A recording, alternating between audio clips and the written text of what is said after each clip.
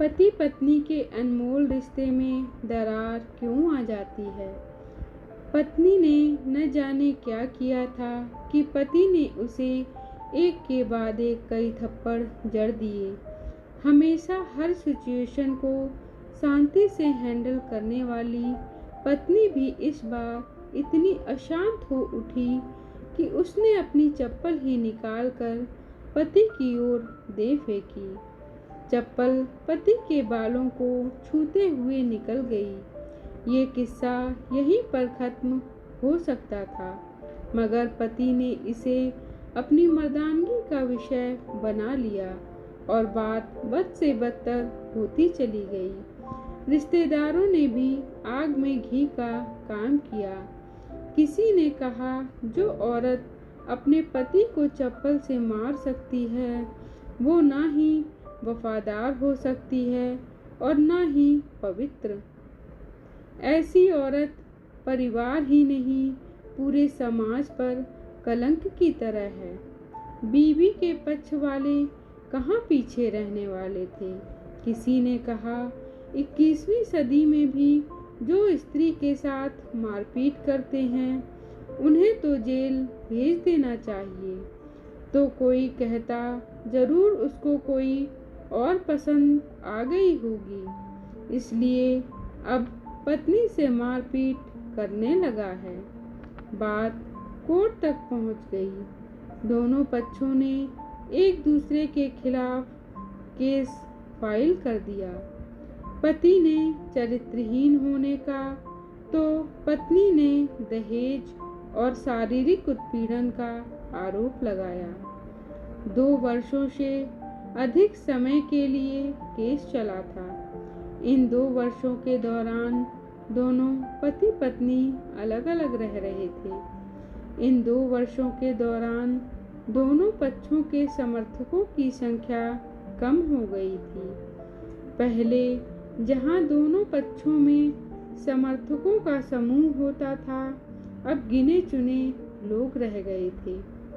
पति और पत्नी दोनों की आर्थिक स्थिति भी इस समय के दौरान नीचे गिर चुकी थी।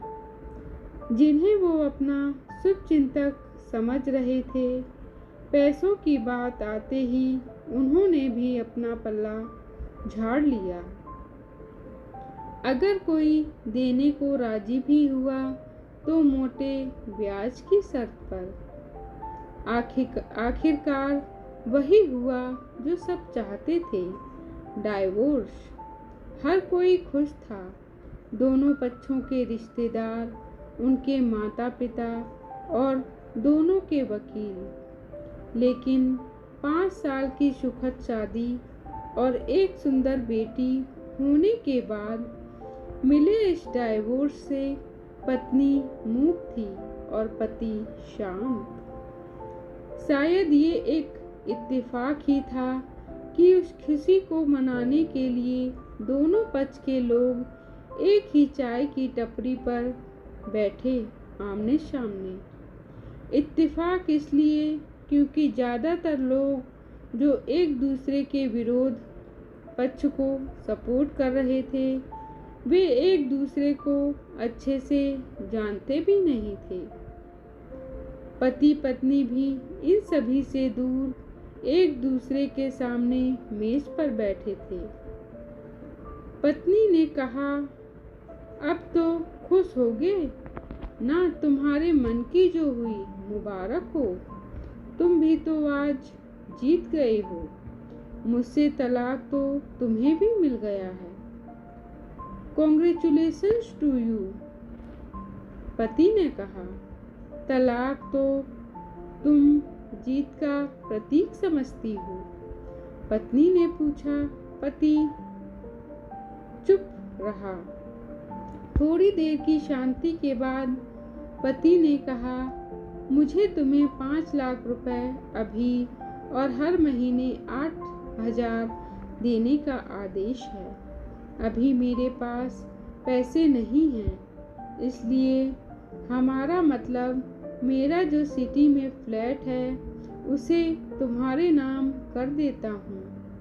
पत्नी बोली, लेकिन इस फ्लैट की कीमत तो 18 लाख की है। हाँ, लेकिन हमारी बेटी तुम्हारे साथ है और आगे जाके उसके खर्चे भी बढ़ेंगे। तुम्हें थोड़ी आसानी होगी। पति ने कहा, नहीं नहीं, मुझे सिर्फ 5 लाख ही देना और तुम हर महीने 8,000 तो देने ही वाले हो, मैं मैनेज कर लूँगी। अगर 5 लाख नहीं हैं तब भी कोई बात नहीं है, पत्नी बोली। दोनों फिर से शांत हो गए। पति सोचने लगा, कितनी भोली और समझदार है ये औरत, जो कुछ समय पहले तक मेरी पत्नी थी और अब अनजान। ये वही है जो कम से कम खर्चे में घर चलाती और पैसे बचाकर मेरे जन्मदिन और बर्थडे पर हमेशा मेरे लिए नए कपड़े खरीद लाती। कभी बीमार भी हो जाती तो पैसे बचाने के लिए मुझे मालूम न होने देती और घरेलू नुस्खों से अपना इलाज कर लेती। मगर घर में कोई और बीमार होता तो तुरंत डॉक्टर के पास लेकर जाती। मेरी ही मति मारी गई थी। मैं ही अपनी झूठी मर्दानगी के चक्कर में इतनी बड़ी गलती कर बैठा। पत्नी के दिमाग में भी उथल पुथल चल रही थी। अभी भी वैसा का वैसा ही है। पहले भी खुद से ज़्यादा हमारे बारे में सोचता था और अब भी वही कर रहा है। ये वही आदमी है जो मुझे एक्सीडेंट से बचाने के लिए मोटरसाइकिल के आगे कूद पड़ा था और अपनी उंगली तुड़वा बैठा था। पता नहीं कौन सी मनहूस घड़ी में मैं झगड़ा कर बैठी। पति ने मौन तोड़ते हुए पूछा, अब तुम्हारे कमर का दर्द कैसा है?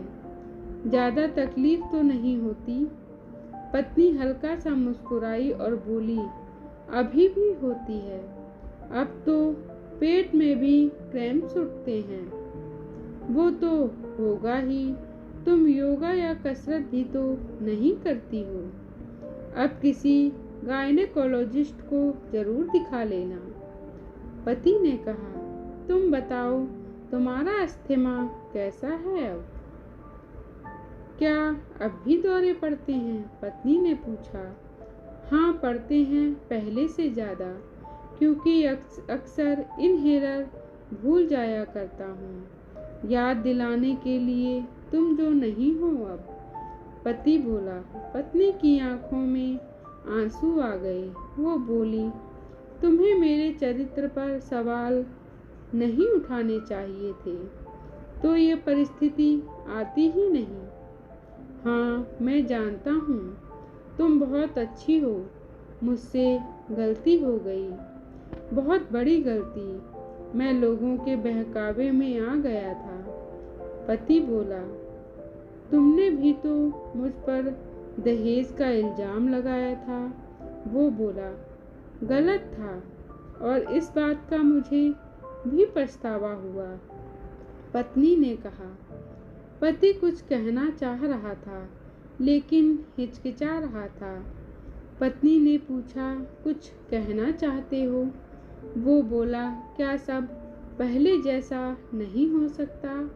क्या मतलब? पत्नी बोली, मतलब कि हम फिर से पहले की तरह पति पत्नी बनकर, सच्चे दोस्त बनकर नहीं रह सकते? पति बोला, पर ये डाइवोर्स के पेपर दिखाते हुए पत्नी ने कहा, फाड़ देते हैं। पति ने अपने पास रखे डाइवोर्स के पेपर फाड़ते हुए कहा। पत्नी ने भी अपने पास रखे पेपर्स फाड़ दिए। सभी हैरान थे। वकील, रिश्तेदार और माँ बाप, पति पत्नी दोनों एक दूसरे के हाथ में हाथ पकड़े अपने घर की तरफ चले गए। दोस्तों, ये कहानी उन हर पति पत्नी के लिए बड़ी सीख है जो छोटी छोटी बातों पर लड़ते हैं और इन झगड़ों को बड़ा बनाकर अलग होने का डिसीजन ले लेते हैं। प्यार और झगड़ा तो एक सिक्के के दो पहलुओं की तरह है, दोनों को स्वीकार करना होगा, तभी ये पवित्र रिश्ता उनकी मंजिल तक पहुंच पाएगा। धन्यवाद दोस्तों। आपको यह कहानी कैसी लगी कमेंट बॉक्स में ज़रूर कमेंट करें। कृपया हमारे चैनल को लाइक करें, शेयर करें, सब्सक्राइब करें। धन्यवाद।